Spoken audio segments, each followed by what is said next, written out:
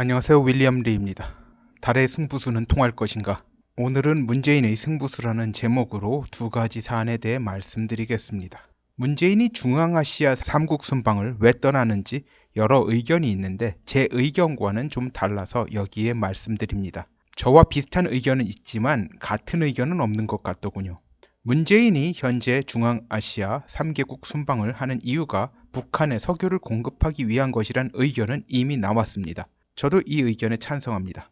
그러나 이 3개국에게 북한에게 기름 팔라고 간 건 아니라고 봅니다.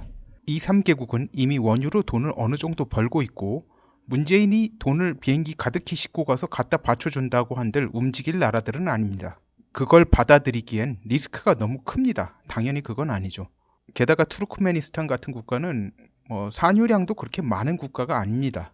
문재인이 이 세 나라에 간 건 이란에서 출발한 기름이 실린 열차를 무사히 통과시켜 달라는 의미일 가능성이 높다고 봅니다. 물론 최종 목적지는 북한이죠. 다만 러시아를 경유할지 중국을 경유할지는 저로선 모르겠습니다. 어디를 경유할지를 짐작하려면 전문적 지식이 좀 더 필요한데 저에겐 이에 해당하는 전문 지식은 없습니다. 이란은 이미 미국으로부터 제재를 받고 있습니다. 제재가 무서워 북한에 기름을 파는 걸 두려워할 이유가 없습니다. 지도를 보면 이렇게 돼 있습니다. 여기가 이란이에요. 제일 밑이 이란이고 지금 문재인이 가는 세 나라가 이렇게 카자흐스탄, 우즈베키스탄, 투르크메니스탄이죠. 철도망을 살펴보겠습니다. 여기가 투르크메니스탄이에요. 투르크메니스탄을 갖다 통해서 이란으로 연결되는 그 열차편이 있습니다. 투르크메니스탄은 이란과 철도가 연결돼 있습니다. 그리고 이 철도가 또한 우즈베키스탄과 연결돼 있고요. 카자흐스탄으로 연결돼 있고요. 그리고 시베리아 아니면 극동 쪽으로 연결돼 있습니다. 그러니까 여기를 통해 가지고 원유를 갖다 보내려는 생각인 게 뻔합니다.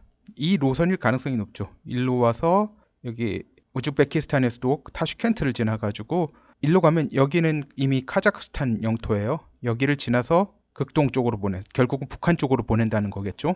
그런데 이걸 미국과 이스라엘이 눈뜨고 그냥 보겠습니까? 필부인 저도 짐작할 수 있는 사안인데 말이죠. 문재인 일당도 문재인 추종자들과 마찬가지 증상이 하나 있죠.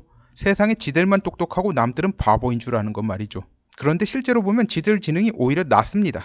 그러니 지들이 이런 수준의 노력을 하면 일이 될 거라고 착각하는 것이죠. 이 세 나라를 다 설득시켜야 하는데 이 세 나라가 과연 설득이 될지도 미지수고 설득이 된다 한들 이란이 기름이 무사히 북한에 도달할 수 있을 것 같습니까? 제가 보기엔 무사히 카자흐스탄까지 도달할 확률도 그다지 높아 보이지 않습니다. 저지할 방법이 많아서 그 중에서 골라서 할 텐데 말이죠. 저지 방법에 대한 저 의견 제시가 불필요해 보일 정도입니다. 즉 이번 7박 8일 중앙아시아 3개 국가 순방은 김정숙의 유럽 여행이 의미밖에 남지 않을 가능성이 매우 높다고 봅니다. 그리고 이제 두 번째 이슈가 화폐 개혁 이슈죠. 이것 때문에 많은 분들이 불안해하고 있는데요. 그런데요, 이거 했다간 문재인 일당은 물론이고 문재인 지지자들도 맞아 죽을 각오를 해야 할 겁니다. 이들이 굳이 화폐 개혁을 하려고 했으면 정권 초에 최저 시급 인상 이전에 해치웠어야 하는 문제고요. 지금에서야 이걸 하면요, 상황이 엄청 살벌해져서 이번에 보석된 김경수가 구치소에 도로 들어가고 싶은 상황이 될 겁니다. 구치소가 더 안전할 테니까. 지금 이거라면 문재인 지지자들 사석에서 문재인 옹호하는 발언 하나로 코 부러지고 이빨 나갈 각오해야 하는 상황으로 몰리게 될 수밖에 없습니다. 화폐 개혁 이야기가 나오는 이유는 문재인 일당이 정치 자금을 수단 방법 가리지 않고 축적하려는 것에서 나온 거죠.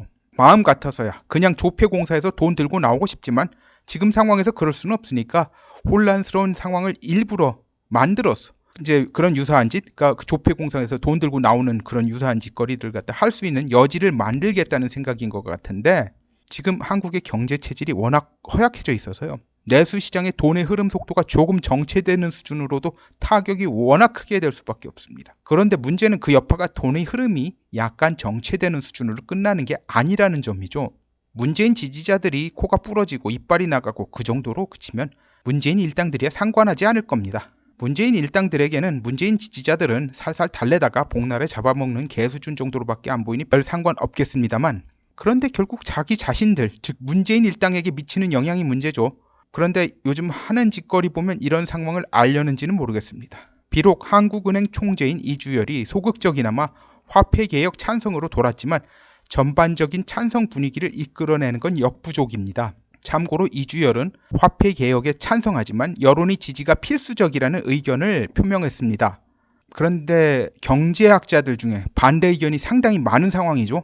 경제 체질이 너무 약화되어 있다. 그런 걸 갖다 이제 이유로 대고 있습니다. 지금 문재인 정권이 버티는 게 급여 생활자들 중에 지지자들이 많아서이고, 문재인 지지했다가 반대자로 돌아선 사람들이 속만 끓이고 과격한 행동을 하지 않아서이고, 이 상황마저 사실 아슬아슬한 상황인데 무모하게 건드렸다가 그 뒤탈을 과연 감당할 자신이 있는지 모르겠습니다. 아무리 생각 없는 개돼지들이라지만 어제까지 맛있는 거 잘 먹다가 오늘부터 그게 불가능해진다면 무슨 꼴이 날지는 뻔한 겁니다. 그리고 시도를 한다 한들 현재 더불당 의석이 국회 과반수가 되지 않으니 쉽지 않은 문제죠.